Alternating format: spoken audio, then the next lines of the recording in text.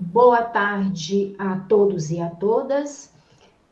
Nós vamos dar início, então, continuação, às atividades do segundo seminário de pesquisa em letras do PPGL.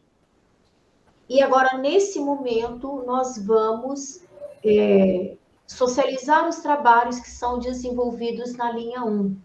Então, de antemão, já agradeço a presença aqui dos apresentadores, né?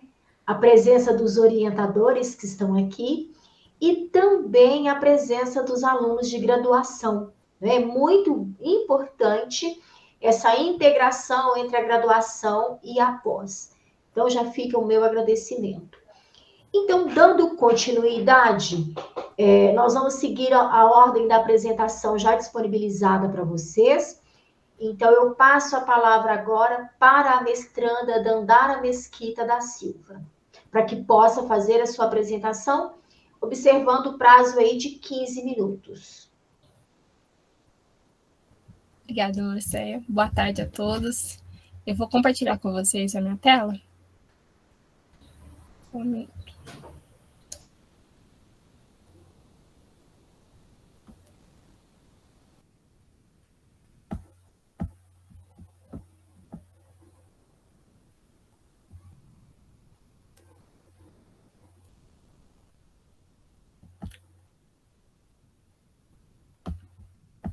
Vocês conseguem ver?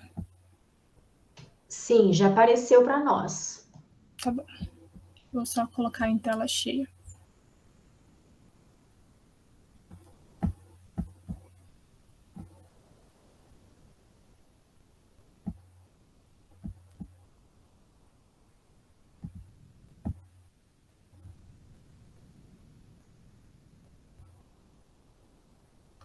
Prontinho. Então, boa tarde a todos. Esse é o trabalho que eu estou desenvolvendo na dissertação, né, no mestrado, que tem como título Os Diários de Mestranda na Formação da Pesquisadora. Acho que não está dando para ver a tela inteira. Só estou cortando. Voltar. Aqui estamos vendo perfeitamente, Dandara. Obrigada. Porque para mim está cortando, mas enfim.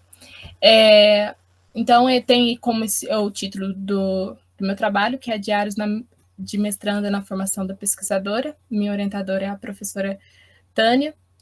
Eu acho importante eu falar o motivo pela qual eu comecei a pesquisar sobre os diários, né, mais necessariamente na formação a formação identitária. Agora, no mestrado, eu faço essa pesquisa na formação do pesquisador, mas esse é um projeto uma pesquisa que eu iniciei na graduação, olhando a identidade do professor, nas questões emocionais para a formação do pesquisador. Na época, eu participei de um projeto com a Colômbia e foi a substituição dos estágios, né? Por causa da pandemia, eu não tive os estágios presenciais e utilizei a minha experiência no projeto, mais necessariamente o processo de ensino-aprendizagem dentro do projeto, para mim, como um potencializador da minha formação como professor de língua inglesa, né? Como professor dentro do curso.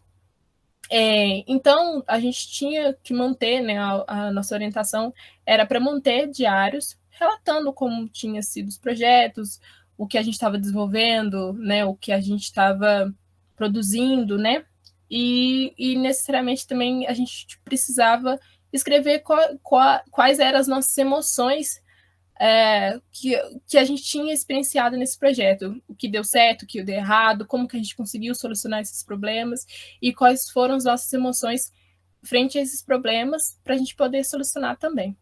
Então, foi o tema do meu TCC, trouxe isso para a dissertação, mas aí a gente acabou conversando, eu e a Tânia, mudamos um pouco esse projeto, não estamos mais focando no projeto com a Colômbia, né, dos diários de outras pessoas, mas agora focando nos diários, os meus diários, como mestranda no programa de mestrado. Bom, fazendo essa contextualização só para não tomar muito tempo e deixar mais para a parte de análise mesmo dos dados, as aulas de mestrado ele começou no dia 19 de março, né?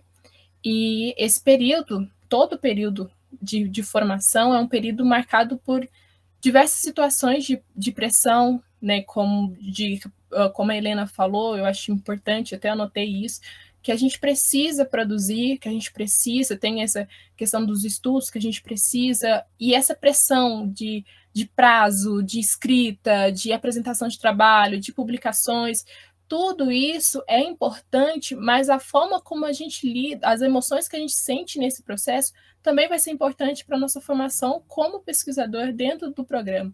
Então, a maneira como nós lidamos, os mestrandos lidam, e assim não só os mestrandos, mas os professores, né, os nossos colegas, como a gente lida com os outros colegas, como a gente lida, as emoções que a gente sente nas orientações, vai ser importante para a nossa formação como pesquisador, e é importante a gente olhar como as nossas escolhas linguísticas, e eu falo sobre a escrita narrativa, quando a gente escreve sobre o nosso processo de formação, quando a gente tem um olhar e entende quais são as emoções que a gente sentiu, a gente consegue solucionar alguns problemas que tivemos. Uma experiência ruim, a gente sente uma emoção ruim, e quando a gente faz esse olhar reflexivo de mudança, então as emoções que geram ações que vai nos formar como pesquisador.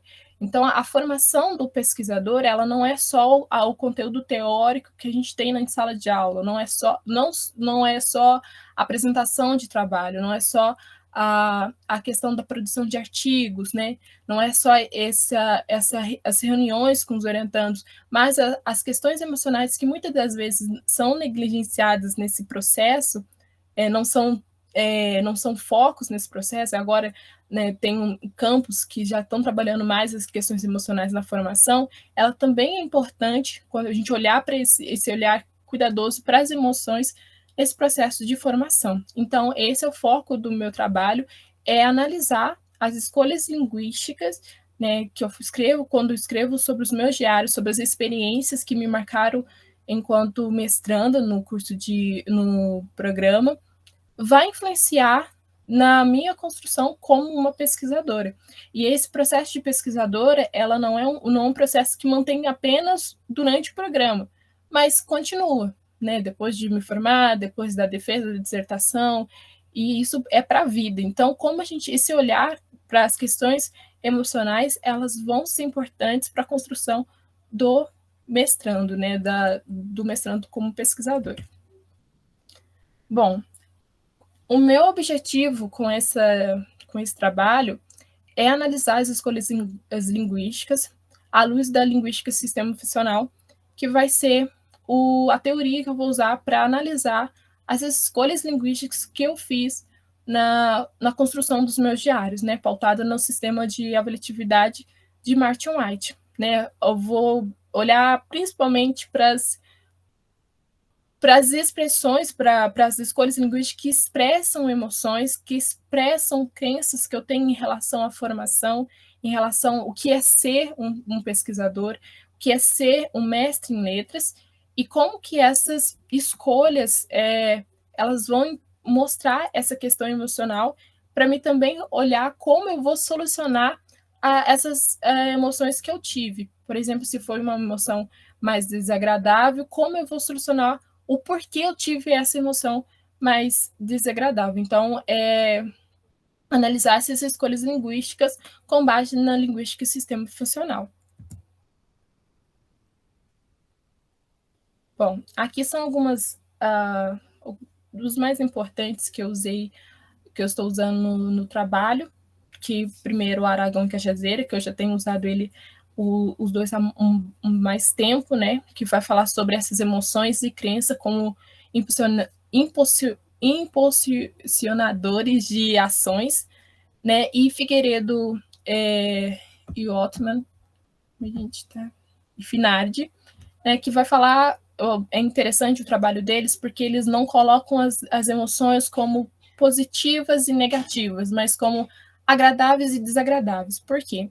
Porque tem emoções que a gente considera negativa que vai ser positiva para outra pessoa. Então, depende muito de quem está sentindo. Então, por isso que eu uso o trabalho do Figueiredo, Finad e o Walterman, porque eles trabalham as emoções no sentido de ser mais agradável, mais desagradável. Na questão do processo de formação de identidade, eu trabalho com a Tânia, né, com Romero, com Hall, Stuart Hall, que também fala muito sobre identidade na pós-modernidade.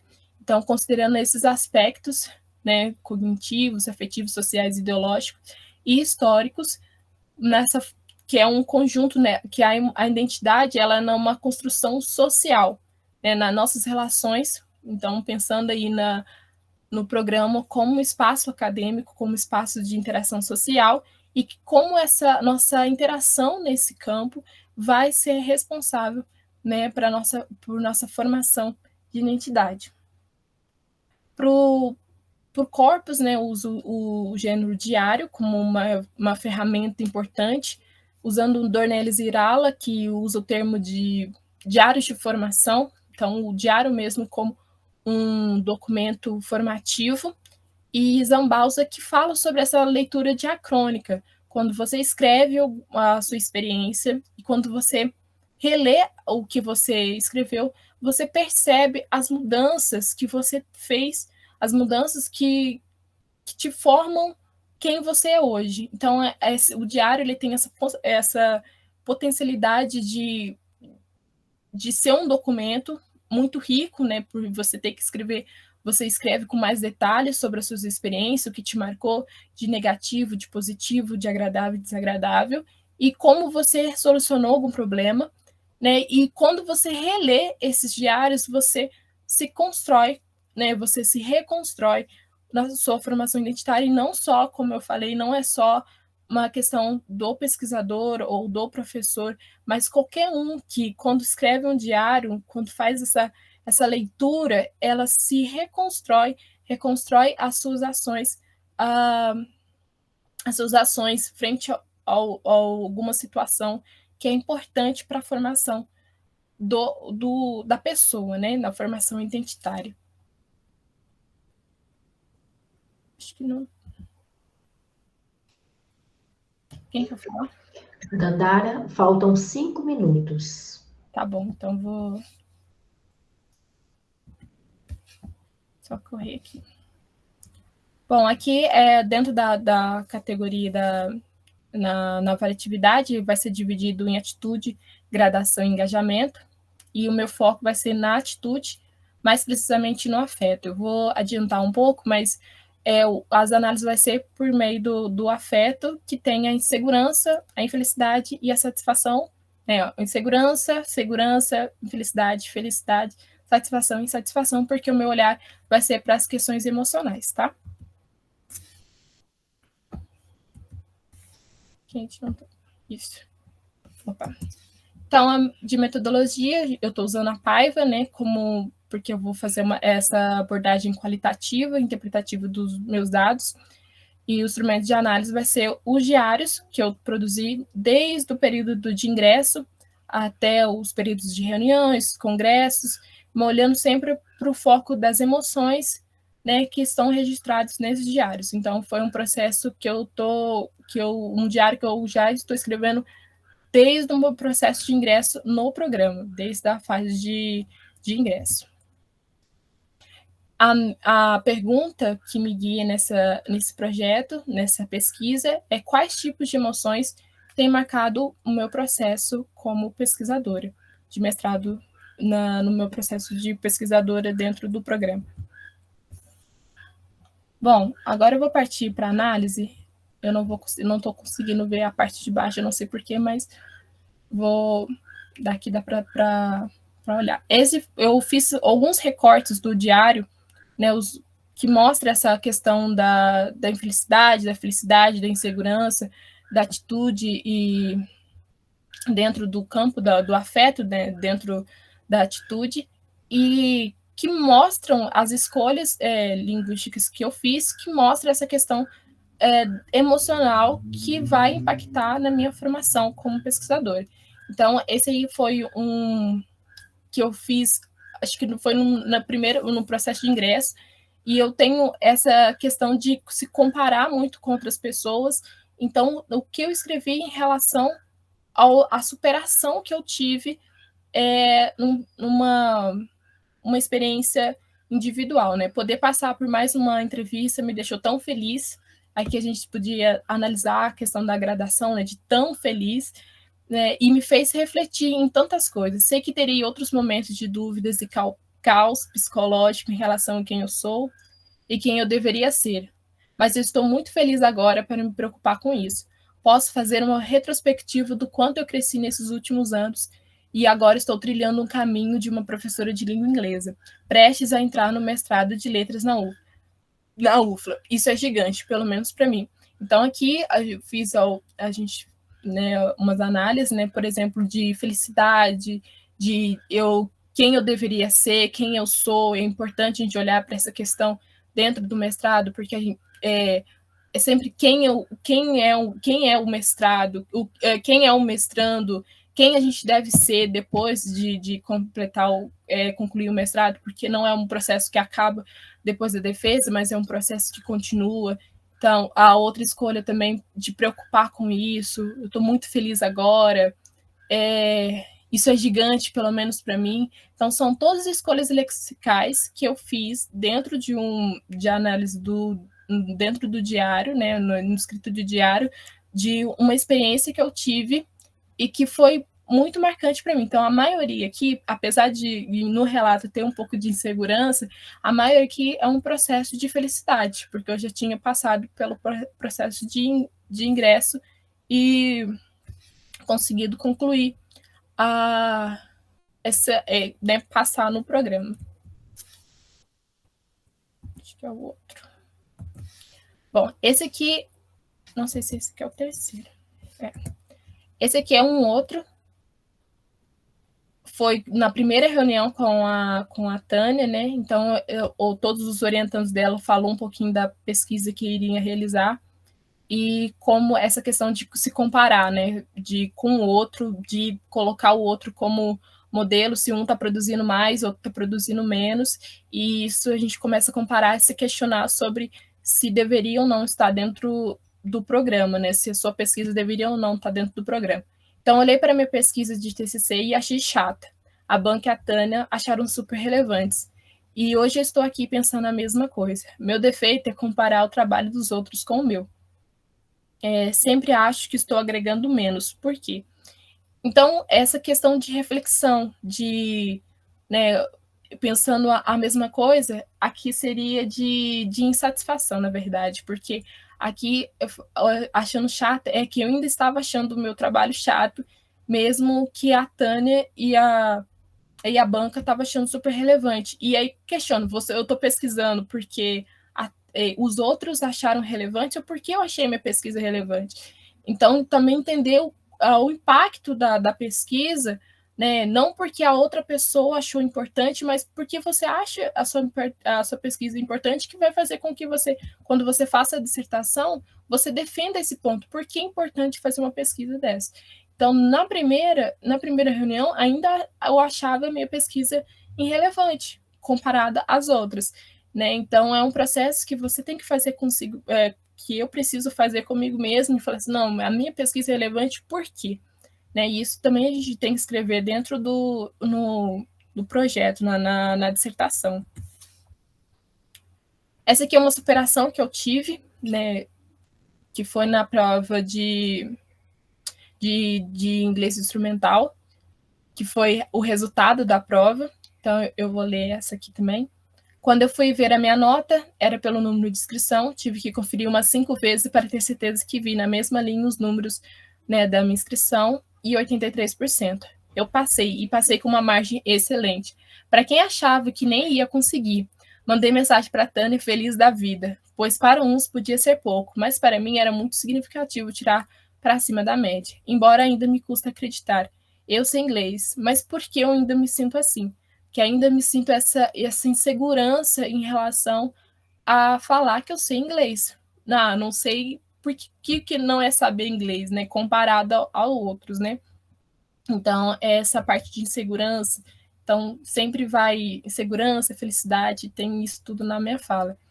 Essa aqui foi da greve, né? Do momento da greve que a gente teve e que a gente precisa, na dissertação, no mestrado, a gente precisa ler, a gente precisa ter esse hábito de leitura e textos grandes, que nem sempre é o que a gente gosta, mas né, que a gente é importante ler. Então, prometi a mim mesmo que tentaria ser mais produtiva, confesso que não terminei, mas a dissertação que a Tânia pediu, mas li 76 páginas e fiz bastante anotações.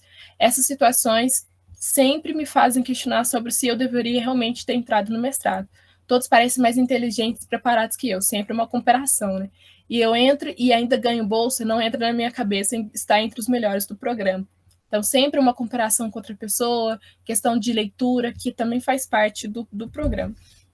Então, de considerações finais, eu constatei, né, constato traços linguísticos que expressam emoções da pesquisadora, as incertezas sobre a minha formação, as dificuldades com a disciplina e como essas experiências elas podem influenciar meu primeiro ano como mestrando, até para entender o que é ser mestrando e o que é se tornar mestre. Ademais, mostrou importante a análise comportamental da diarista pesquisadora, não consigo ver a outra parte, mas frente aos desafios, né, as experiências que eu tive e as emoções também que eu tive dentro do programa, e como, com a análise da validatividade, a gente consegue perceber isso. E essas aqui são as referências. Obrigada.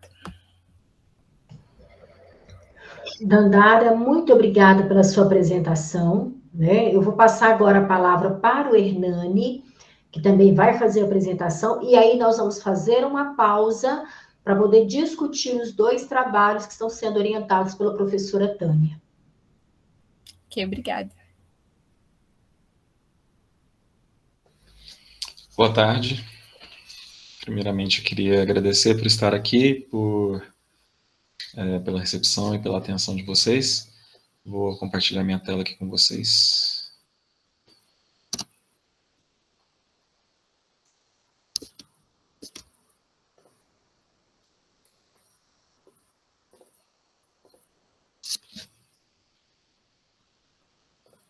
Estão vendo minha tela? Está chegando. Chegou. Ok. Bom, então, o título do meu trabalho é relacionado àquilo que eu mais trabalhei e trabalho na minha vida até hoje, que são a junção de duas coisas, que é o teatro e o ensino de língua inglesa. Eu sou professor de língua inglesa há bastante tempo já, e ator também por experiência, e durante a minha vida como estudante e professor, muitas das coisas que me tornaram o professor que eu sou hoje vêm do teatro também. Então, eu resolvi trazer pensar nesse processo como uma metodologia, como uma abordagem de ensino de língua inglesa para meus alunos, e trazer isso como foi uma primeira pincelada no meu trabalho de conclusão de curso, e agora estou dando continuidade a esse processo no mestrado.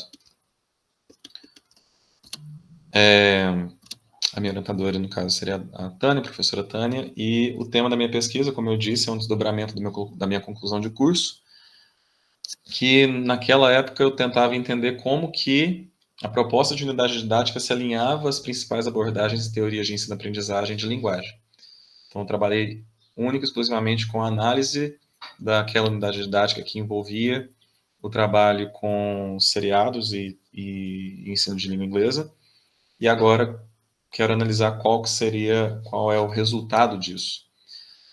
Como que a gente consegue aliar o uso de técnicas teatrais a uma proposta didática semelhante à que foi analisada no trabalho de conclusão de curso, e o corpus não seria o corpus, mas assim, os materiais utilizados para a unidade didática são recortes de obras audiovisuais, investigando como que o aprendizado de língua inglesa vai se efetivar. A gente sabe que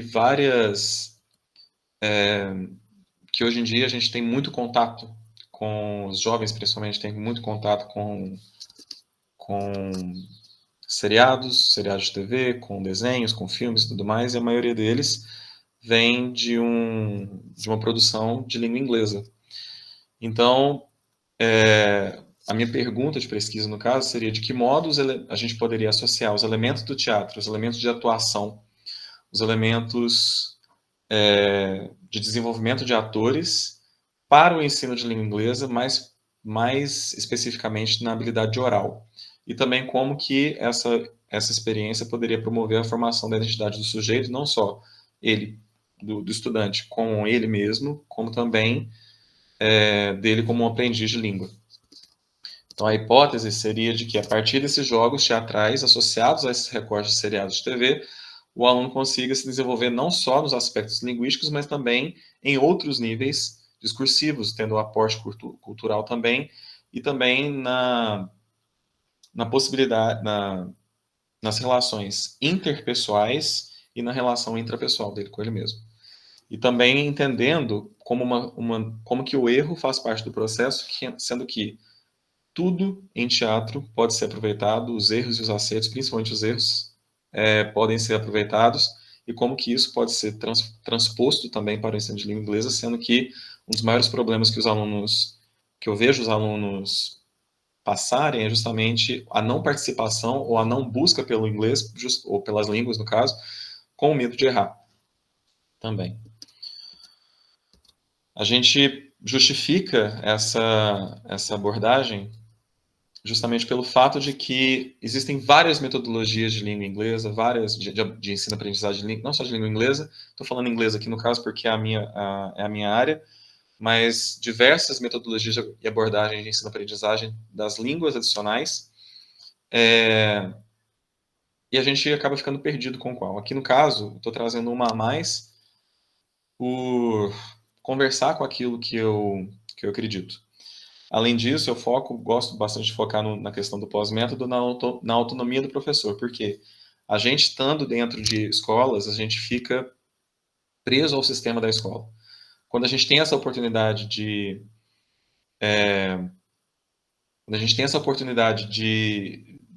escolher aquilo que a gente pode fazer, a gente sabe melhor o que a gente pode utilizar dentro de sala de aula, uma vez que é a gente que está em contato com os alunos. Além disso, igual eu falei, o sucesso das redes de streaming, dos hábitos de maratonas de seriados e o diálogo entre o teatro e o ensino de línguas, porque isso já faz parte do ensino de línguas, no caso, pelo método do roleplay. Os alunos recebem diálogos, recebem situações e eles precisam interpretar aquilo. Qual que é a minha proposta? Justamente a gente transformar esses roleplay como sendo os recortes de seriados mesmo. O objetivo daquilo que eu tenho estudado é investigar e compreender como que a gente aplica essas técnicas nessas propostas didáticas para tornar o aprendizado mais efetivo. E dentro disso, o objetivo, no caso, seria a gente aplicar essa metodologia, ver como que isso vai resultar no aprendizado do aluno, a partir de fragmentos específicos de sitcoms, de comédias, a palavra em sitcom aqui significa situational comedy, que são seriados semelhantes a Friends, Modern Family, por aí vai, dentre outros que os alunos próprios gostam também. E adaptar esses roteiros, não adaptar a linguagem deles, mas a gente utilizar aquela linguagem televisiva, transformando ela numa linguagem teatral, que acaba sendo diferente. E aí, a partir dessas cenas adaptadas, desses roteiros adaptados, a gente produzir as cenas, levando em consideração outros elementos teatrais também. O aporte teórico que eu estou utilizando para fazer essa pesquisa são as teorias de ensino-aprendizagem e as teorias de linguagem também, trazidas por Larsen Freeman, mais especificamente na abordagem comunicativa,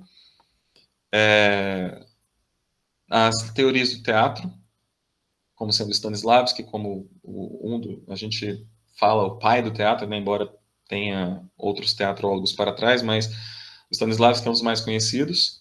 Além disso, eu trago a Spolin também, porque ela foca o teatro, a Viola Spolin, que ela foca o teatro dentro da sala de aula, que ela trazendo jogos teatrais, então busca adaptar esses jogos teatrais também para despertar essas habilidades nos alunos.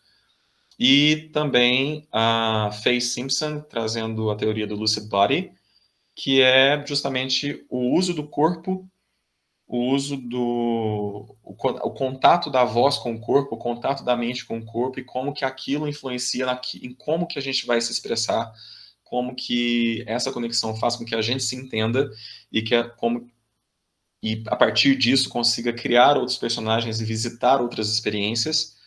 E também na Cameron Taylor, na Melissa Cameron Taylor, uma professora da University of Georgia, que trabalha não com os alunos em si, mas também com os professores. Ela trabalha com as partes com as técnicas teatrais para os professores, para o preparo do professor, porque para trabalhar com essa unidade didática, com essa proposta, o professor também precisa estar preparado. Além disso, trago as questões de atividades sociais trazidas por Liberali, que são justamente o trabalho não diretamente com as partes do inglês em si, mas utilizar uma atividade social, utilizar uma situação social, como, por exemplo, ir ao cinema, ir ao parque, ir ao supermercado, e trabalhar com as necessidades linguísticas que aquela situação apresentam. Então, ao invés do aluno estudar o Simple Present ou Present Perfect, trabalhar com pronomes, ele vai trabalhar com tudo isso, só que dentro daquela atividade social, tendo um direcionamento.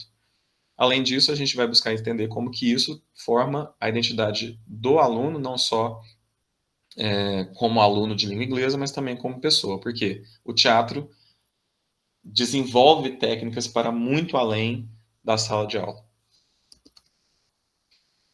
Bom, essa é uma pesquisa qualitativa, em que eu estou utilizando o diário de bordo como metodologia, como coleta de dados.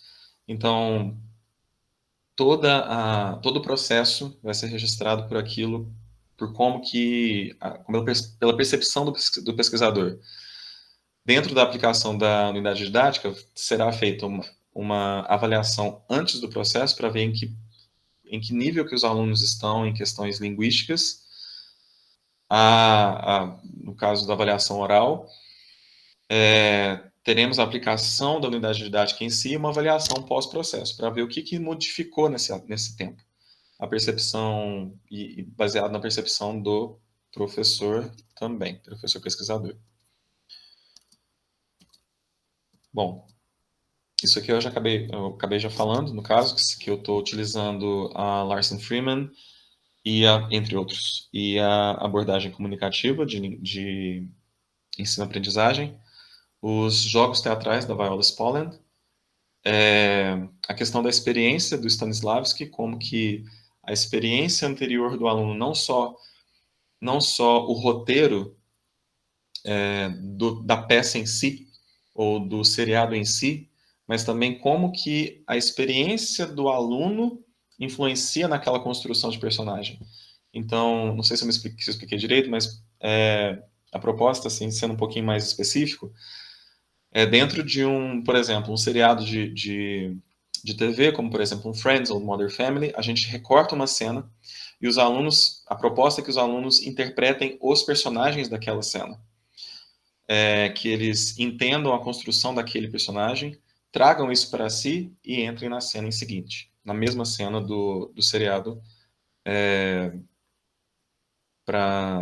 na mesma cena do seriado. Então, eu escolho um personagem Joey, por exemplo, e eu vou assumir aquele personagem, entendendo de onde ele vem, quem ele é, quais as necessidades dele, em que situação ele se encontra, as questões físicas e corporais daquele personagem, e verificar como que aquilo representa um aprendizado significativo para o aluno, para ele entender que aquele momento, olha, eu entendi que ele está passando por um problema nessa situação, ele está se sentindo triste, qual a linguagem que ele usa, qual a velocidade que ele usa, qual a pronúncia, quais as pausas que ele apresenta naquele momento, e como que aquilo, após esse processo da cena, incorpora no próprio aprendizado do aluno.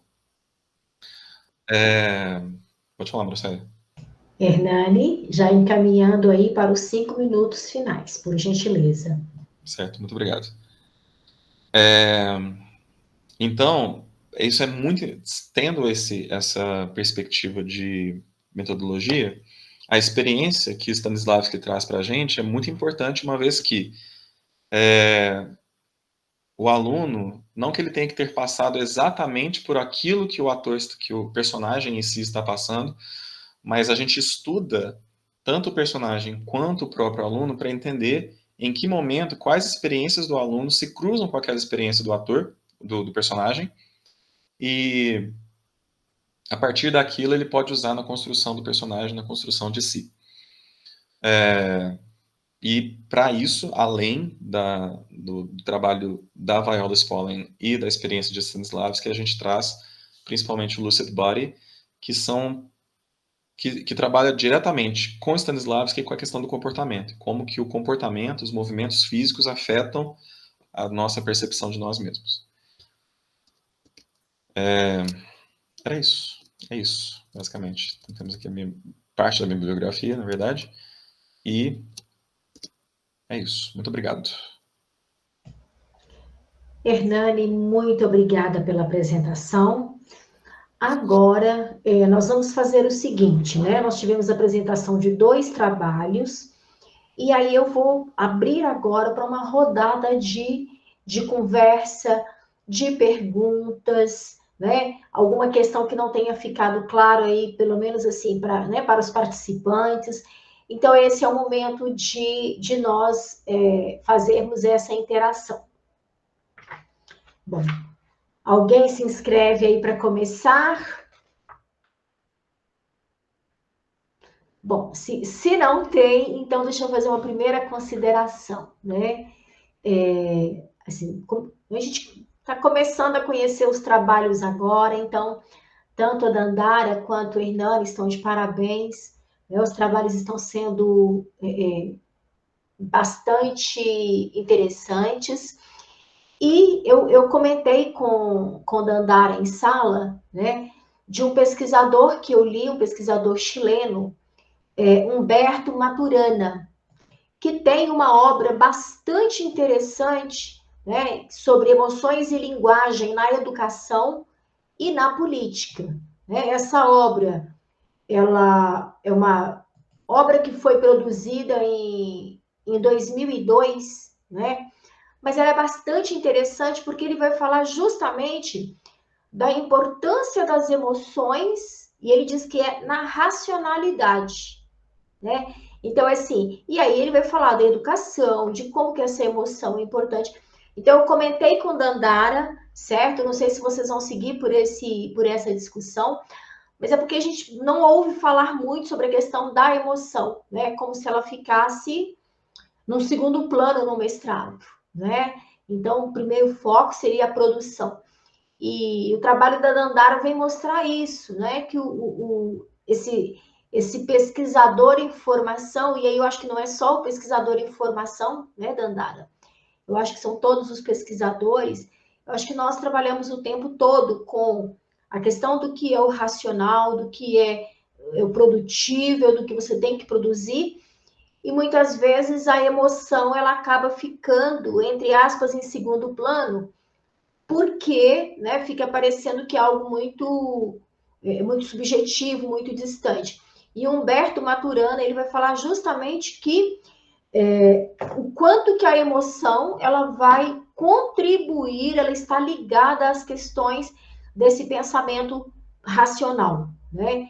Então, assim, é só mesmo uma sugestão, né? Não sei se a professora Tânia conhece, tá? Mas aí fica como sugestão, né, para Dandara, né, caso ela se interesse. E aí eu vou aproveitar também, vou, né, tecer um comentário em relação ao trabalho do Hernani, mas assim, é só um comentário mesmo, né? E o Hernani vai pensar sobre isso, de repente refletir melhor, né? Dessa questão de que modo que os elementos do teatro. Eu acho que quando a gente fala no modo, no como, isso é muito subjetivo, porque nós estamos trabalhando com processos muito complexos, né? Talvez, assim, de se pensar quais as potencialidades, né, que o teatro tem como uma ferramenta e aí você consegue falar do que é potencial, de como que ele pode contribuir. Muito mais do que pensar nos modos, que aí a gente está lidando com questões muito, muito complexas, mas assim, são sugestões de uma pessoa que não leu o trabalho de vocês, né? Mas assim, é de uma percepção. Então, e parabenizar aí, professora Tânia, também, né, por esse trabalho, esses trabalhos que vão se encaminhando aí com uma grande qualidade e que vão contribuir para que a gente possa discutir aí, né, essas questões tão relevantes. Professora Tânia? Eu agradeço muito as suas sugestões, nós realmente vamos levar em consideração, principalmente porque vem de uma pessoa tão experimentada, né, como pesquisadora, como professora, e que transita por tantas áreas tão relevantes, né, do nosso campo. Sim, nós temos levado tanto uma pesquisa e outra, vocês todos devem perceber que são bastante diferentes, né? Uma é introspectiva, outra é introspectiva, mas com a visão dos resultados observados fora em sala de aula, para o desenvolvimento do aluno. O que a gente tende a trabalhar, né, é o foco no desenvolvimento do ser humano, né? Como que esse ser humano se desenvolve numa imbricação entre linguagem e psicologia, tá? Mas psicologia do desenvolvimento. Por isso a gente traz Vygotsky, que fala bastante da relação íntima, assim como Maturana, né? Vygotsky falou isso, né, um pouco antes, né? Da relação íntima entre a afetividade, como ele chama, né? Afetividade e cognição, né?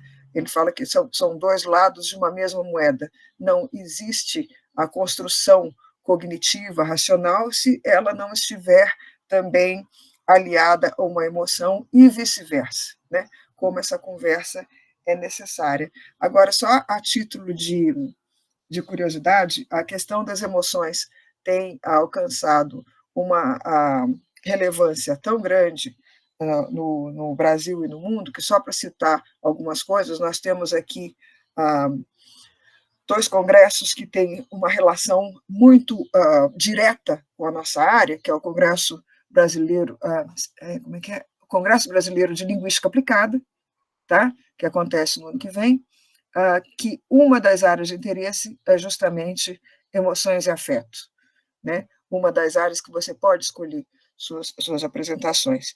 E também no CLAFPEL, que é Congresso Latino-Americano de Formação de Professores de Línguas, e daí língua materna ou línguas adicionais, também tem uma área bastante grande.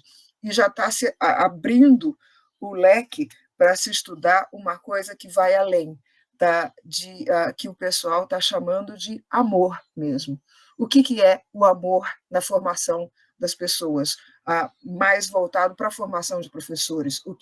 O papel do amor à profissão, amor ao que se faz, né? E como que esse amor pode ser identificado bastante especificamente nas ações que as pessoas fazem, né? No seu engajamento, no preparo das coisas, no trato com as pessoas.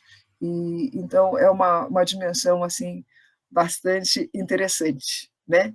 Que felizmente a gente se move para reconhecer coisas que às vezes as pessoas torciam o nariz para ela. Isso não é acadêmico, isso não é didático, mas como que tem ganhado protagonismo, né, nos últimos tempos. Obrigada pelas contribuições, gostei muito, né, da questão da pergunta, né, das potencialidades que tem, né, uma posição bastante mais sólida. Obrigada. Professora Tânia, obrigada. Gente, mais alguém gostaria de fazer alguma pergunta? É o momento da discussão, da gente, né, compreender melhor os trabalhos. Eu gostaria de parabenizar os dois pelas pesquisas. Dandara, Eu estava escutando o seu trabalho e é tão mais difícil falar da gente, né, do que falar do outro, igual você tinha comentado, que a sua pesquisa inicialmente era com diários e relatos de outras pessoas, e às vezes, contando isso, pode parecer assim, nossa, mas se facilitou, porque você já conhece a sua história. Não, reler essa história, revisitar os seus pensamentos, as suas intimidades, né, e expor, assim, de uma riqueza muito grande. Meus parabéns, eu achei muito interessante, muito legal, muito bem construído. E, Hernani, também gostei muito do seu trabalho. Assim, também como professora de língua inglesa, a gente sempre fica pensando, né? Como que eu vou fazer o aluno falar? O que eu vou puxar aqui? E aí, você falou da questão de pegar seriados e outras coisas, filmes, e transpor para a forma do mais teatral, né? E eu acho que eu não entendi muito bem isso, mas, né, que você falou do role-playing que tem na aula de inglês, e é uma coisa muito difícil de fazer, que às vezes a gente escolhe com tanto carinho aquela série que a gente gosta, escolhe Friends. E aí os alunos, o que é isso? Nossa, que série de tiozão. E aí a gente fica assim, nossa, o que eu vou fazer agora? O que eles gostam? Do que eles querem falar? Mas isso também acaba afetando, né, com a relação ao afeto, o aluno. Se a gente tiver a capacidade de criar um bom vínculo, também dialogando com o trabalho da Dandara, né, do afeto, de estabelecer esse vínculo mesmo. O aluno pode passar a gostar de uma coisa nova, passar a entender uma coisa nova, e isso vai acabar fazendo ele ter o interesse na língua, que às vezes ele está fazendo no cursinho porque o pai mandou, ou na escola porque a escola, o currículo obriga. É isso. Parabéns aos dois. Obrigada, Ana Luísa. Eu vou olhar o chat aqui se tem alguma contribuição para nós. Hernani, pode falar? Posso explicar rapidinho, que ela ficou com dúvida? Claro. Você tinha falado que não tinha entendido como que transpõe a linguagem, né? Porque em seriado, a gente vê vários takes, né? São vários takes, são vários cortes, são várias câmeras. No teatro, não. No teatro é o palco e é uma cena corrida. Então, a gente precisa, de certo modo, adaptar algumas cenas para que tenha essa continuidade e para que a gente consiga demonstrar aquilo que está na câmera, que a gente consegue ver de perto, de longe, de vários ângulos, né? Consiga demonstrar tudo aquilo que o seriado transmite para a linguagem do palco. O que é feito. Legal. Então, são diferentes, são transformações que precisam ser feitas no roteiro. É um trabalho semiótico, né? Entendi. Obrigada. E, além disso, na questão do que eles gostam, tem essa de a gente levar alguma coisa que a gente goste e ser completamente rejeitado, e às vezes levar alguma coisa que a gente fala, isso aqui não vai dar ibope, e ser fantástico, ter um resultado fantástico, dependendo de turma, dependendo dos alunos e tudo mais. Uma solução para isso é que eles escolham os seriados que eles vão fazer. E aí ter um momento em que a gente se reúna com os alunos para poder falar assim, vamos discutir essa cena. Essa discussão é muito importante, da mesma forma que os jogos teatrais também são importantes. Né, para poder estimular o aluno a se movimentar. Porque se pegar o aluno sentado e falar assim, toma, vai ler, vai representar agora, eles não vão fazer. Não. Então tem que ter um jogo antes, tem que ter um quebra-gelo, eles têm que rir, tem que brincar, se divertir e querer fazer isso. Então tem toda uma trajetória aí para poder aplicar antes da cena em si. Legal, obrigada. Bom, eu já olhei aqui no chat, não temos nenhuma contribuição no sentido de comentários, né? Então, nós vamos passar agora para o segundo momento, em que nós vamos ter a apresentação do trabalho 3, que é sobre humor e referenciação, uma análise das anáforas indiretas nas tiras de André Dahmer, e depois nós vamos ter a apresentação do quarto trabalho, Potencialidades e Limitações, do ChatGPT, para revisão de textos. E aí paramos e fazemos uma segunda rodada de discussões. Então, Ana Luísa, a palavra é sua, você tem 15 minutos. Quando estiver faltando aí uns 5 minutinhos, eu dou um sinal. Assim, acabamos dando um pouco mais de tolerância para, né, os apresentadores. Então, assim, pode fazer a sua apresentação também. Ok, obrigada. Vou colocar aqui o cronômetro, porque eu falo muito. Então, esse é o título do meu trabalho, Humor e Referenciação, uma análise das anáforas indiretas nas tiras do André Dahmer. Sou orientada pela professora Mauriceia. E, bom, o objetivo da minha pesquisa é investigar como as anáforas indiretas influenciam a construção semântica do humor em tiras cômicas. A minha abordagem teórica enfoca os mecanismos linguísticos e gramaticais que sustentam essa construção no contexto da linguística textual, e também os fatores discursivos, que exploram a relação entre as anáforas indiretas e os fatores discursivos, do contexto, a circulação e o gênero das tiras de humor em si. Então, vou passar aqui pelo funcionalismo, a linguística textual, multimodalidade e questão de humor e discurso. A pergunta que vai nortear a minha pesquisa é essa aqui: de que maneira as anáforas indiretas contribuem para a construção do humor nas tiras cômicas do André Dahmer? E assim, estabeleci meus objetivos principais, que é... Ana Luísa. Oi. Só um minutinho, por gentileza, porque não está passando. Não? Não, estava parado na primeira tela, que era do título. Nossa. E agora?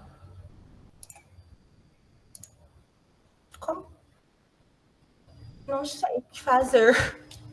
Pode falar, Hernani. Eu acho que você precisa, Ana, apresentar como modo apresentação mesmo. Então, aperta F5 na sua tela e na hora de compartilhar, você compartilha aquela tela que já está com a apresentação inteira. F5? Uhum. Dentro do PowerPoint. Apertei, não aconteceu nada. Então, vai aqui no cantinho inferior direito, tem uma telinha do lado do Zoom. Aham, aqui? Do lado do Zoom, embaixo. Aqui. Isso. Era o jeito que eu tinha colocado. Aí você volta aqui na apresentação e põe para apresentar a tela, não a do PowerPoint, mas a tela que está inteira como a sua apresentação. Ah, tá.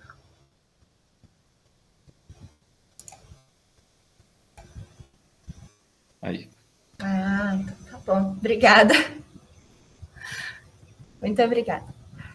Então, os meus objetivos principais são identificar os tipos de anáfora indiretas mais recorrentes nas tiras do André Dahmer, analisar como que esses mecanismos referenciais influenciam na construção no sentido de humor e explorar os aspectos linguísticos e gramaticais que sustentam esse processo. Aí, agora tá passando? Ou não? Sim, pode. Sim. Obrigada. Aqui eu vou trazer um panorama geral do funcionalismo e da linguística textual, muito brevemente, né? O funcionalismo trabalha aí com a interação governada por regras, as condições discursivas dentro para entender as regularidades na língua, e que entende que a língua tem funções externas que influenciam sua organização interna. E o funcionalismo contemporâneo vê a linguagem como um meio de interação social, buscando motivações no contexto discursivo pragmático, e as complexidades do funcionalismo abrangem diversas abordagens, mas todos compartilham foco na relação entre a linguagem e o uso social. E a linguística textual tem aqui a questão da confluência de elementos. Então, já que as tiras de humor combinam elementos verbais e visuais, elas criam um ambiente bem complexo para a construção de significado. E aí, a coerência ela vai ser alcançada pela interação entre os usuários da língua e o texto que está ali. Dentro da linguística textual, os enunciados devem ser analisados em uso, considerando reinterpretações contextuais contínuas, em vez de apenas estruturas fixas. para a linguística textual, o sentido é construído na interação entre os interlocutores, não está dado no texto em si. Como se o texto em si não fizesse nada sozinho, né? Depende de quem está lendo, quando, onde, por quê. E os elementos do ato comunicativo. Vários fatores, como as intenções do autor, formas de linguagem mental de cada participante, conhecimento compartilhado, são cruciais na construção de sentido e na comunicação social. Agora, sobre a multimodalidade de tiras de humor. É uma forma, as tiras de humor são uma forma de texto puramente, né, multimodais. Então, para Kress, a definição de texto é qualquer instância comunicativa em modos semióticos diversos, que desafia a visão restrita à linguagem verbal escrita. Para Duncan, os multiletramentos são definidos como a produção de sentido pela interação entre diferentes modos semióticos. E a escrita, para Dewitt, é apenas um desses modos semióticos, né? Que deve ser compreendido em relação aos outros modos, às cores, aos desenhos, às movimentações. E é muito interessante que, nesse caso, quando a gente está falando de tiras de humor cujo suporte vem sendo recentemente estritamente digital, né? A gente não tem mais jornais impressos com tanta frequência, não consumimos mais, principalmente essas tiras que eu vou analisar, as do André Dahmer, elas circulam na Folha de São Paulo, então, somente suporte digital, e no Instagram e no Facebook do autor, às vezes no Twitter e tal, porque tem uma questão muito memética nas tiras dele. Então, a escrita na tela ela pode se tornar totalmente visual, onde tudo, inclusive o texto escrito, ele é transformado em imagem. E a gente vai ver alguns exemplos disso, né, quando eu trouxe aqui os exemplos de tira que eu selecionei. Então, essa comunicação entre o autor e o leitor envolve um trabalho ativo para produzir sentido. E Ribeiro também expande essa ideia e destaca que a importância de saber escrever e manejar linguagens para a produção de sentido, desde a alfabetização até a capacidade de ler bem e produzir diferentes textos. Então, aqui nessa tela, eu trouxe os recortes do que o Ramos fala sobre as tiras de humor, que ele é um dos maiores estudiosos dessa área. Então, ele traz os aspectos constitutivos das tiras. Primeiramente, a relevância dos componentes. Então, as expressões, formatos do balão, as letras dos enunciados, a fonte, etc., são essenciais para a construção da narrativa.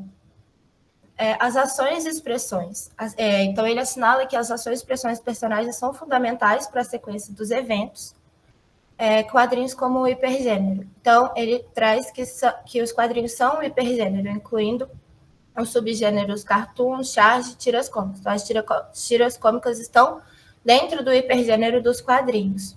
E muitas vezes esses subgêneros eles se confundem.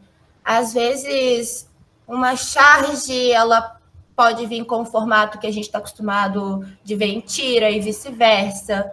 Os cartoons e as charges, então, que às vezes não tem os quadrinhos certinho em sequência, podem se confundir bastante. E o Ramos ele identificou 3 ordens de elementos não verbais. Os icônicos, que são as representações dos seres e objetos, então, os personagens, elementos de cena que a gente vê ali. Os elementos plásticos, que são as cores e texturas que causam sensações na gente, né? Causam emoções. E os contornos, linhas que delineiam as imagens e balões.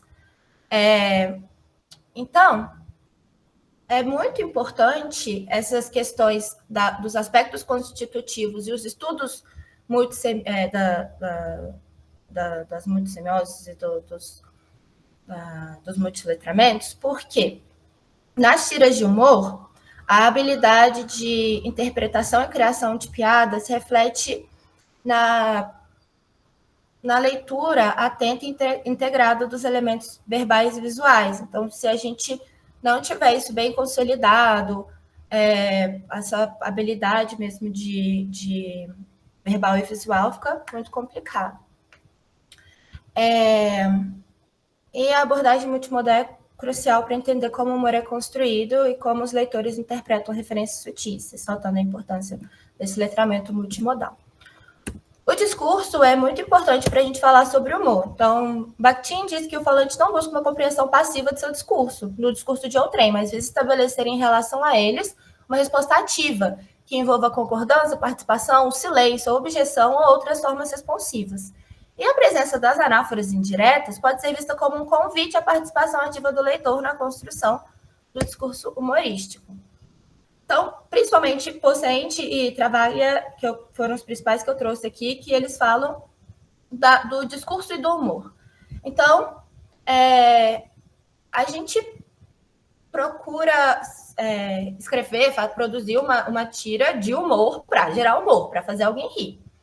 Então, eles trazem que o humor deve ser considerado um campo do conhecimento e que esse humor tem características próprias que a gente tem que estudar e tem que se debruçar sobre ele, porque o risível, ele não é risível para todo mundo e nem é para ser, né? A graça, muitas vezes, está nisso, de você conseguir compreender algo que está num nicho e também não compreender o que está no outro nicho, e enfim. Então, o humor é uma atividade humana, uma faculdade humana, cuja importância se deduz sua enorme presença e disseminação em todas as áreas do conhecimento humano. O foco aqui, né, o fenômeno da referenciação. Então, a construção dos referentes é uma estratégia bem complexa, que exige a relação com o contexto precedente, contribuição para a progressão textual, movimento duplo de continuidade e progressão. A distinção entre referência e referente.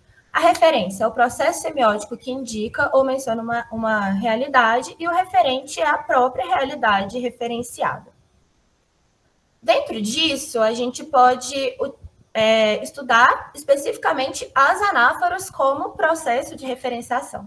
O que são anáforas? São processos de substituição e remissão de um item inicial por outro e mantém a equivalência semântica relativa e identidade referencial.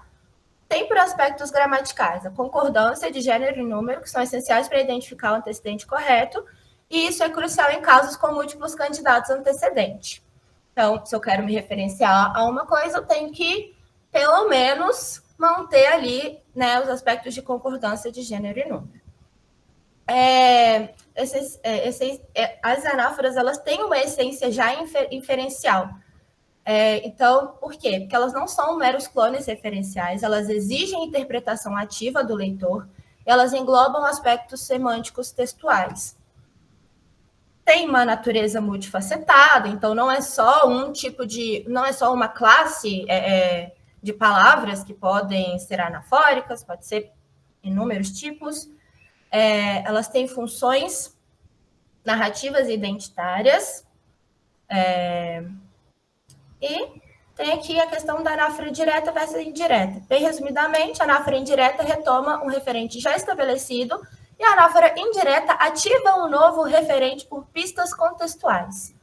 Não é uma coisa que está muito clara, muito óbvia ali no contexto. Então, as anáforas indiretas, que é o foco do meu trabalho, elas não possuem referente explícito e utilizam âncoras ou elementos de relação para guiar a interpretação. Ela envolve atenção cognitiva e processamento local. E os gêneros como Charles e Tiro utilizam as anáforas indiretas devido a limitações espaciais e economia de elementos linguísticos. Então, a Cavalcante divide as anáforas indiretas em 3 categorias. Anáfora indireta com categorização de novo referente. Anáfora indireta com recategorização lexical. E a anáfora encapsuladora, que é meio direta, meio indireta.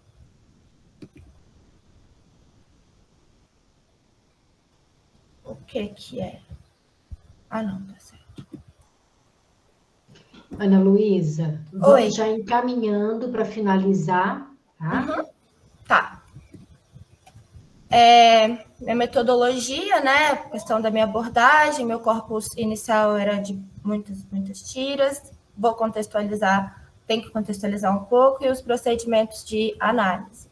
Como contexto, esse aqui é o André Dahmer, ele trabalha muito, ele é bem famoso, e ele aborda nas tiras dele questões sociais, políticas, culturais, injustiça, especialismo, filosofia.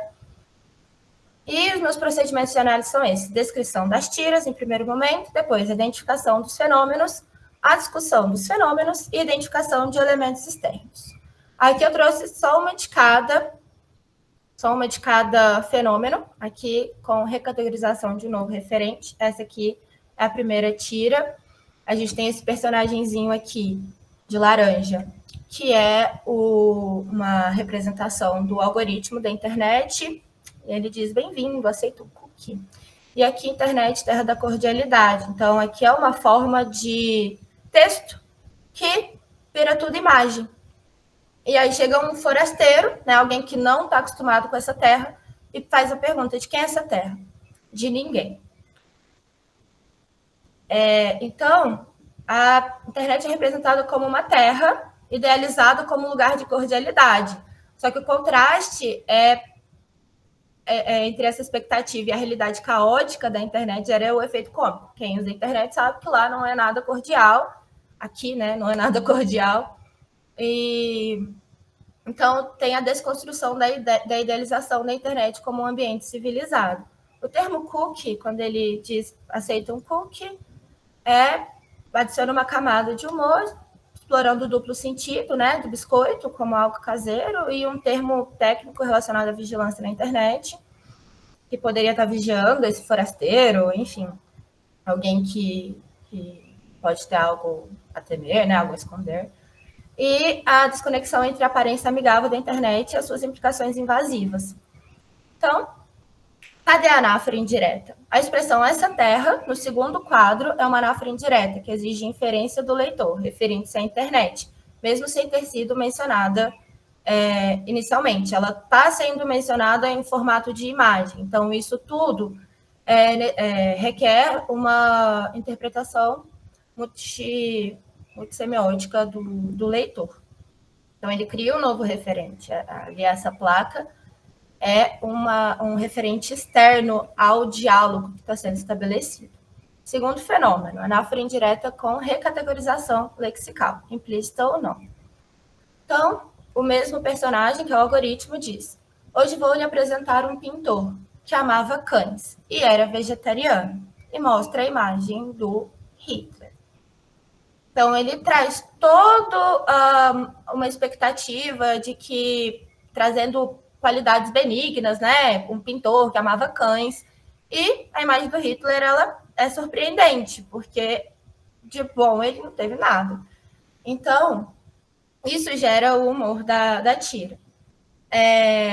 De elementos visuais, a gente tem que em nenhum momento é citado o nome do Hitler, mas a imagem dele é muito característica, é uma figura muito, muito reconhecível, já foi muito retratada, satirizada e etc. E a anáfora indireta com recategorização lexical está aqui, né, que o pintor mencionado inicialmente não é nomeado diretamente, mas suas características são dadas de forma vaga. A revelação final recategoriza o referente de maneira inesperada. O pintor, que parecia ser uma figura admirável, acaba sendo Adolf Hitler. Então, a referência é dada pela âncora da imagem. Então, não é uma anáfora que vai ser referenciada a partir de texto-contexto. Mesma classe gramatical com mesma classe gramatical. Então, existe aí também essa questão indireta da tira. E o fenômeno 3, que é a anáfora encapsuladora, traz aqui o médico perguntando para o paciente: quando você começou a sentir essa tal alegria de viver? Há uns 10 dias. Devo me preocupar, doutor? Depende. É na parte da manhã ou da noite? Então, O humor surge da inversão dessa expectativa de ironia, né? A alegria de viver deveria ser uma coisa positiva, mas é tratada como algo suspeito e anômalo. A subversão, onde a felicidade é vista como motivo de preocupação médica, reflete a visão cínica que caracteriza o humor do André Dado. E a simplicidade do desenho é que não tem cor, poucos traços, não tem metáforas visuais aqui muito bem assinaladas, né? Além dos balões e tal. Então, traz essa atmosfera clínica, seca. Então, a anáfora encapsuladora, ela aparece na expressão essa tal alegria de viver, como se já tivesse algo, uma conversa já estava acontecendo ali, antes da gente começar a assistir essa cena, né? Esse recorte, como se fosse um recorte de uma cena. Então, algo já foi dito. Então, essa tal alegria de viver, ela está referenciando uma fala do paciente que se queixou dessa alegria de viver, mas que não está ali. A gente tem que inferir que o paciente trouxe essa queixa e que isso é algo suspeito que deve ser investigado. Finalmente, trago aqui minhas 3 principais considerações finais. A primeira, a importância das anáforas indiretas, né? A ausência de um antecedente explícito e a necessidade de inferência criam um efeito cômico ao subverter as expectativas do leitor. A recategorização lexical não só surpreende, mas também critica a dependência tecnológica em processo interpretativo simples. A dependência do conhecimento prévio. As anáforas indiretas frequentemente dependem do conhecimento prévio do leitor sobre figuras históricas e comportamentos sociais. Elas ativam o conhecimento enciclopédico do leitor, sendo essencial para a interpretação do humor. E, por último, a comparação das anáforas. Então, análise comparativa entre diferentes tipos de anáforas indiretas nas tiras demonstram que cada tipo de referenciação contribui para o efeito humorístico. Então, assim, eu selecionei o que estava mais evidente em cada uma das tiras. Não significa que elas não possam ter mais de uma forma de anáforas indiretas e de outras formas de referenciação, né? Mas esse aqui é o meu recorte. Essas variações nas estratégias de referenciação demonstram a flexibilidade das anáforas indiretas na construção de sentido, ampliando a contribuição sobre como essas ferramentas podem ser utilizadas em textos multimodais. É isso, obrigada. São minhas referências. Ana Luísa, muito obrigada pela apresentação. Obrigada. Eu vou passar agora a palavra para a Larissa, que vai fazer a última apresentação.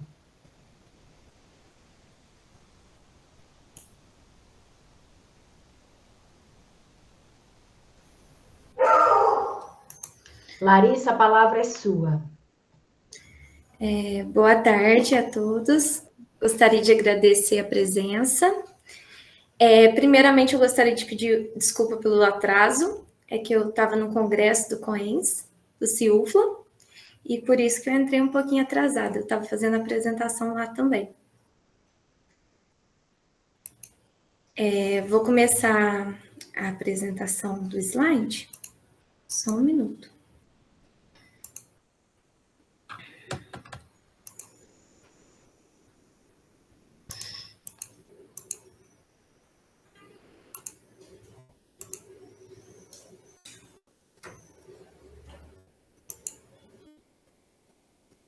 Vocês conseguem ver meu slide?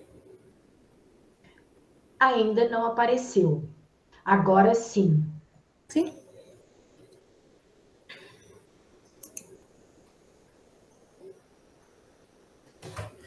Bom, então vamos dar início.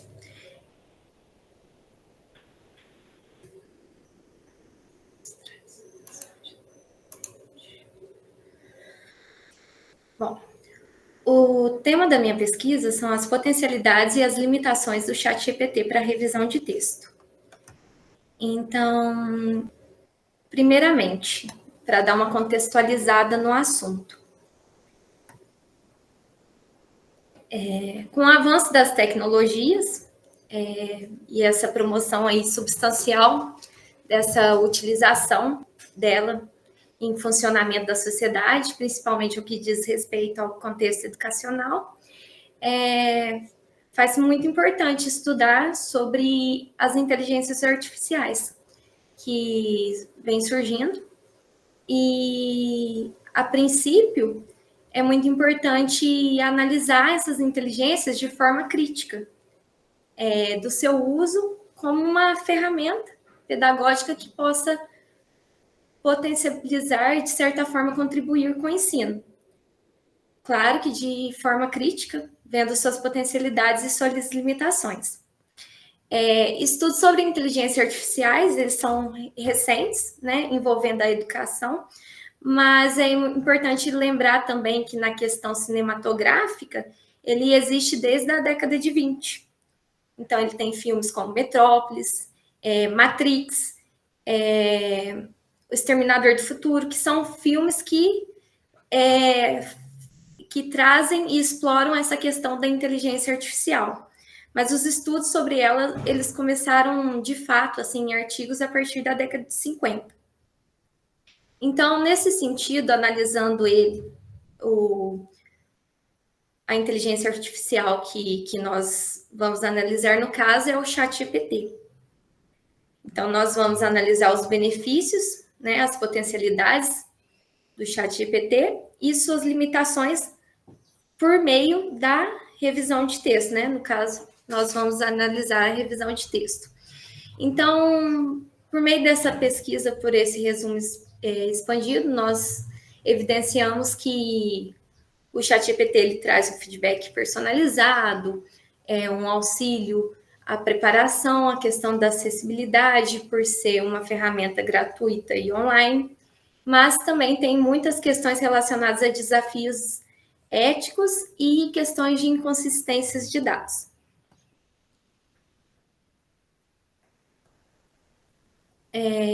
Também existem pesquisas de Coelho e Antunes, que eles vão falar sobre a revisão de texto, que ela não é apenas relacionada à questão gramatical e ortográfica, que ela envolve aspectos semânticos, sintáticos, e também a questão do público-alvo, o gênero no qual essa pesquisa vai ser realizada.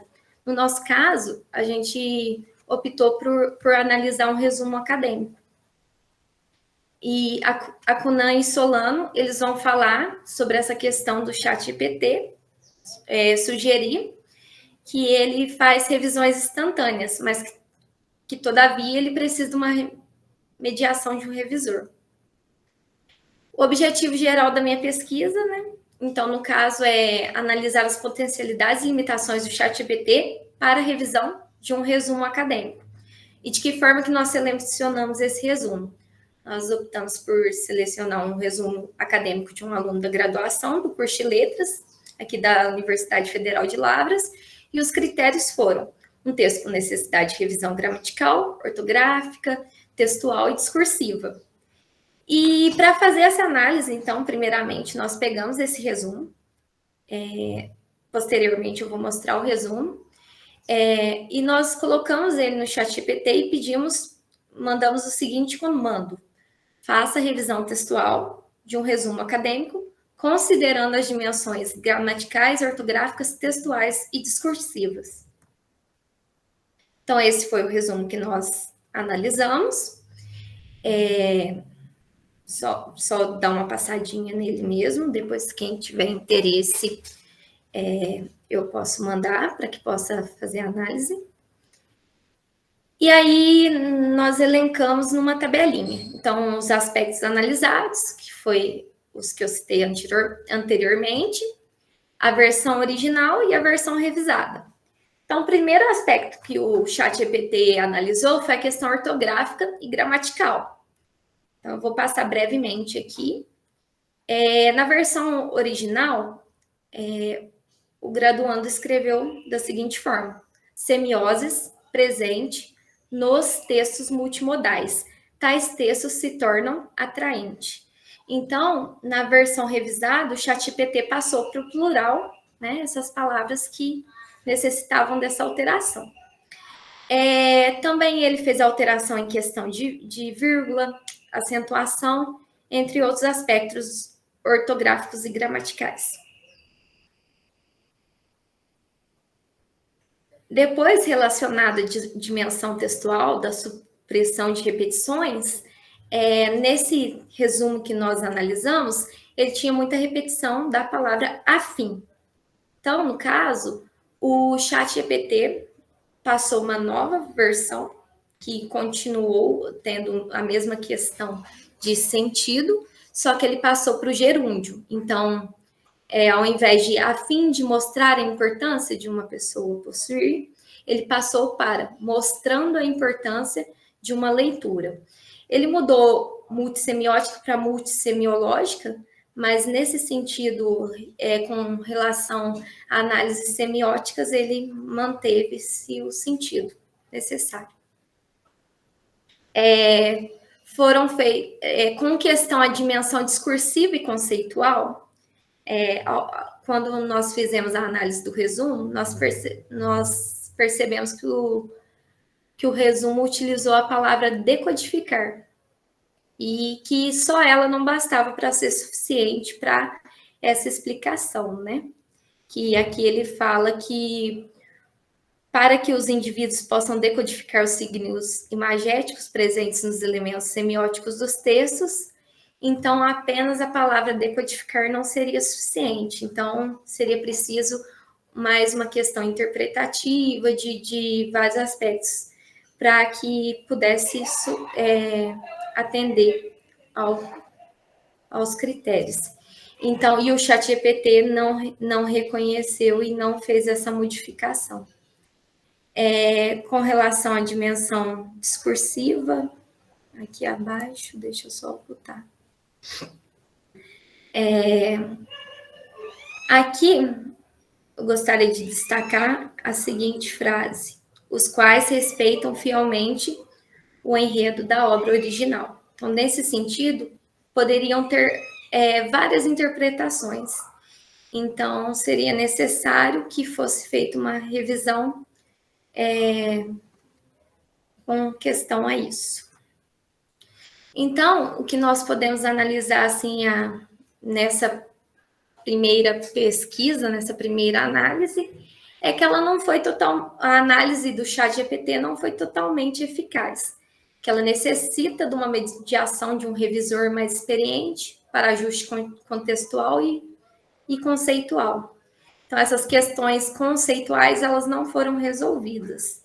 Mas, no decorrer da minha dissertação, nós vamos fazer análises de novos textos científicos, e aí nós vamos poder ter um parâmetro melhor, um melhor posicionamento quanto a isso, vamos levantar dados.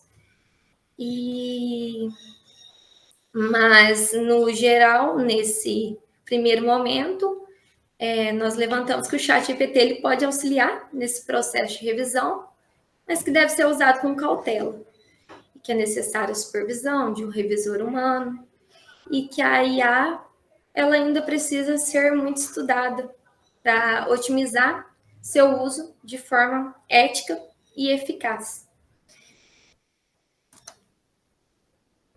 Essas são as minhas referências e os meus agradecimentos. Larissa, faz um favor para mim. Põe no seu primeiro slide novamente para eu poder fazer um print que eu perdi. Print? Travou? Travou muito, gente. Alô? Oi? Ixi. Deixa eu pôr para apresentar.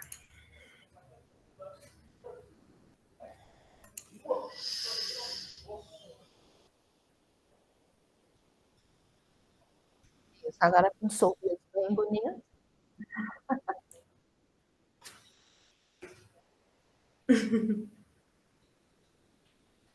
Peraí, só tira.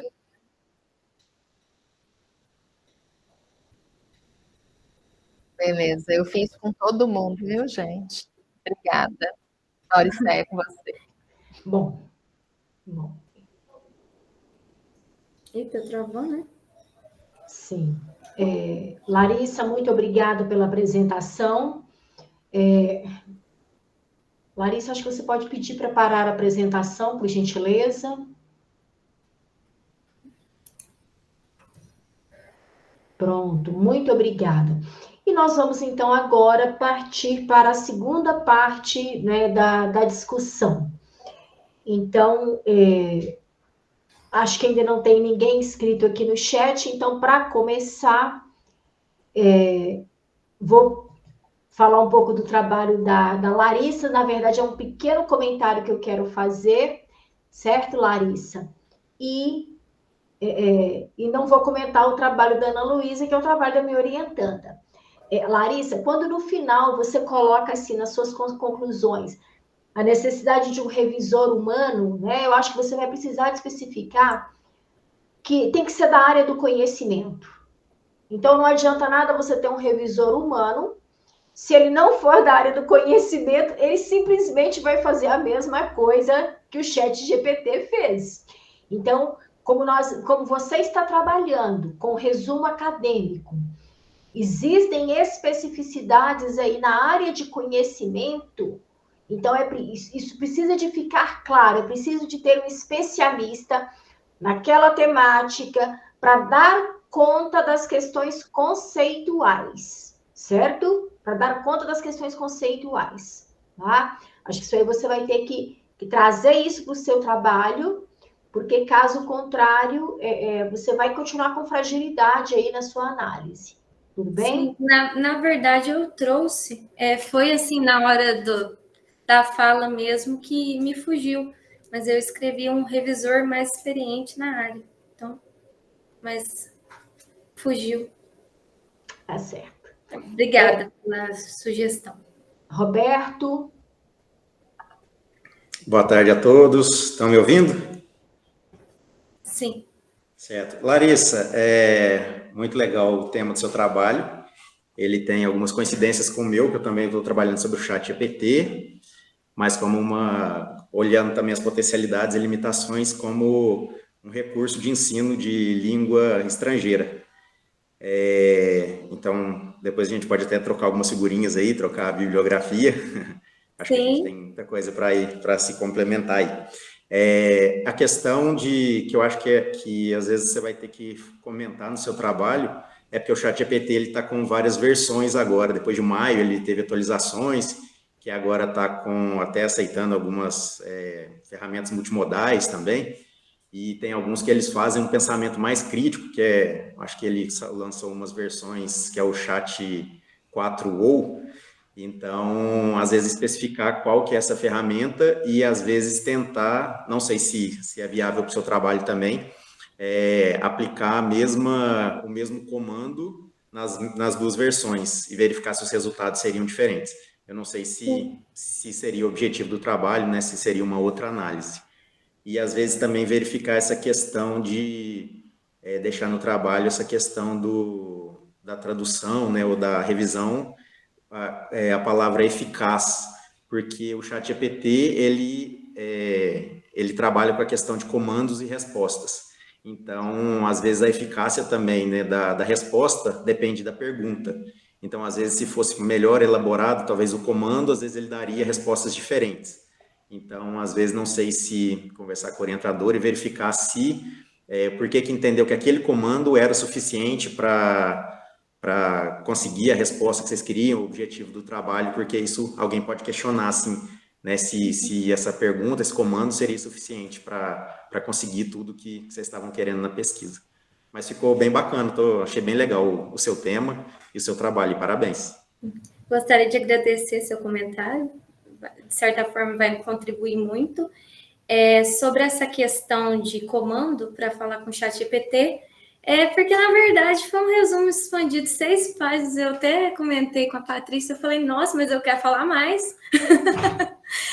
Mas, infelizmente, aí por ser pequenininha, aí a gente utilizou um comandinho mesmo. Mas na dissertação, eu vou perguntar até para o chat lá. Certo, legal. Muito obrigada. Imagina, eu que agradeço.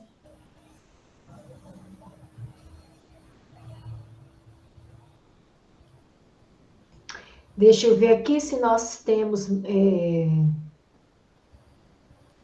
alguma contribuição relevante aqui no chat. A Karina colocou que essa questão do chat GPT poderia ser mais discutida na academia. Sim, Karina, no programa nós temos aí já algumas discussões, algumas pesquisas que vão nessa direção, né? Ana Luísa colocou a questão do aceitando imagem, fazendo pesquisas na web, né? Além da memória atualizada. E o Patrick, né, colocou aqui, parabéns a todos e todas pela apresentação. Temas bastante pertinentes. Sua pesquisa, Ana Luísa, me chamou muita atenção, pois eu também trabalho com questões de multimodalidade, contudo, na área da articulação de orações.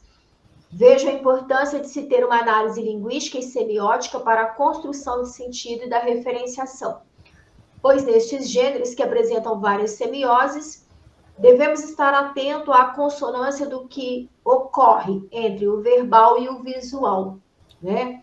Realmente, o Patrick traz aqui uma contribuição, né? Eu acho que, embora discutindo uma outra questão, né, que é no campo da articulação, ele coloca aqui a importância de se considerar os vários elementos que estão presentes no texto. A professora Patrícia coloca aqui um agradecimento, né, a todos, obrigada pela presença de todos. O engajamento dos graduandos, né, me deixou a professora Patrícia, né, muito feliz. Bom, temos, gente, mais algum comentário, alguma pergunta? Dandara, pode falar?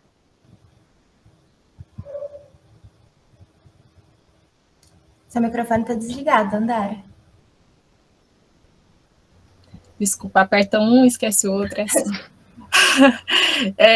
Primeiro, eu gostaria de parabenizar as duas, né? São trabalhos que eu tentei anotar algumas coisas para comentar, então vou começar com da Ana Luísa, olhando um pouco da teoria da linguística e sistema funcional, e quando você fala sobre linguagem não verbal, que também é importante para a construção de sentido da tirinha, né? E na valetividade, na linguística e sistema funcional, eles estão trabalhando agora na multimodalidade com emojis, né? E como emojis, eles substituem a questão emocional, né, na fala, né? Então, eu estava até falando no projeto, que eu ainda estou participando do projeto com a Colômbia, e ele colocou um emoji chorando, né? Aquele emoji que a gente foi derramando lágrimas, e para mim aquilo lá é tristeza.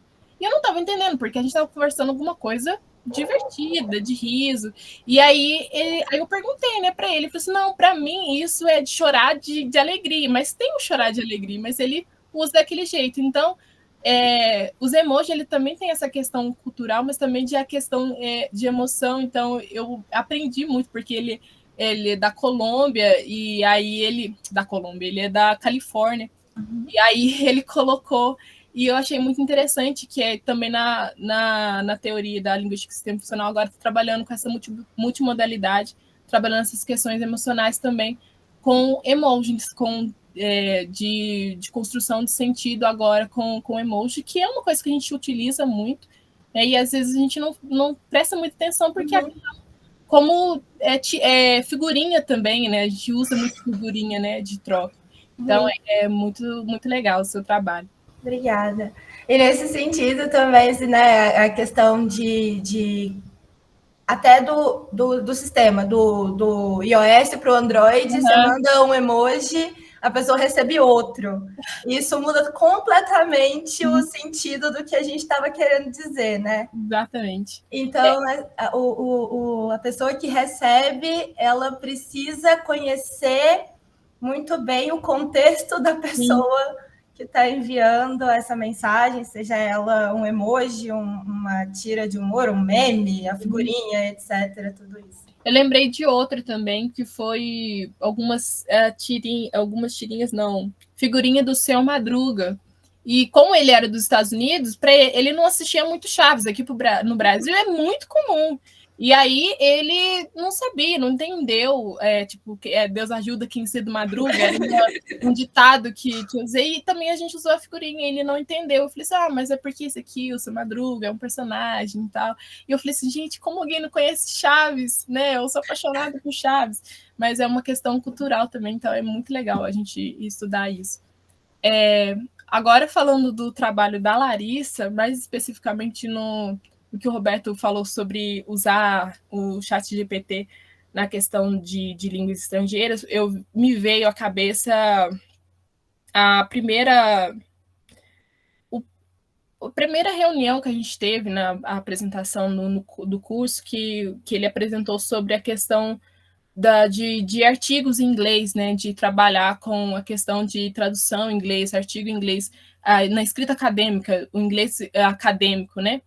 E se o chat ajudaria nisso, porque é uma dificuldade que a gente tem em escrever, mesmo ele até quem trouxe a palestra, não lembro o nome, ele trouxe a dificuldade que ele teve pessoas, ou professores norte-americanos que escreveram em inglês e mesmo assim não foram aprovados com o inglês, porque o inglês acadêmico é um inglês diferente, né, um inglês específico na academia. Então, acho que foi a Karina que falou que a gente discutiu um pouco mais sobre essas questões do chat, da inteligência artificial, como para poder ajudar, ou as potencialidades, e essas limitações que ele tem para facilitar nessa questão de construção, né, e também na parte de revisão. A gente, às vezes, traduz lá do jeito que a gente acha que e depois a gente submete um trabalho, um artigo, e fala assim, não, a tradução em inglês está errada.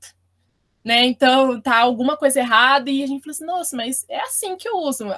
Inglês falado é diferente, inglês acadêmico é diferente. Então, pensar no chat, na inteligência artificial, nessa questão também. Então, eu achei interessante e comecei a pensar sobre isso, né? Em utilizar.